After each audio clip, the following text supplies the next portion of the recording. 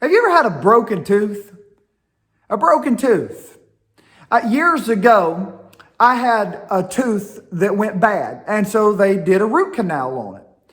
Well, then later on, that same tooth broke. Well, because of the root canal, it didn't hurt me, and so I just didn't worry about it too much until over time, it just wore and wore down until finally it found a live nerve in there somewhere.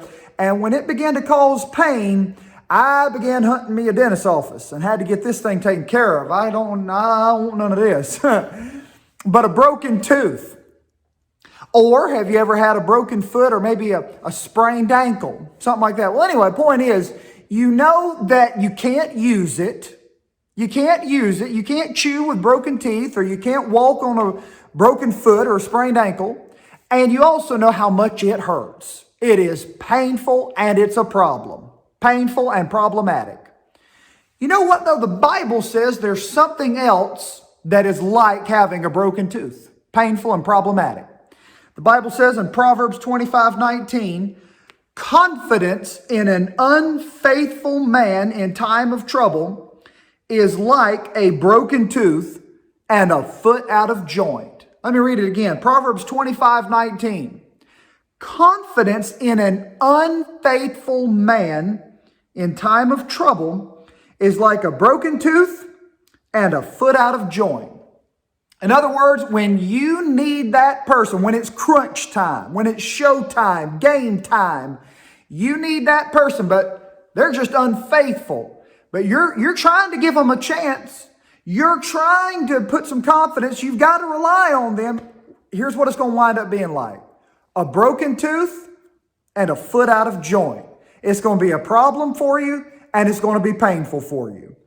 And you know something? The Bible tells us that we as Christian people ought to be a faithful people. Faithfulness matters. Faithfulness counts. Somebody said the best ability is availability, that you show up and you're in your place when you're supposed to be there. We have a young man in the church, and he's starting a brand new job, his first job, and I'm very happy for him. And I told this young man, I said, God's given you a job, and here's what you need to do.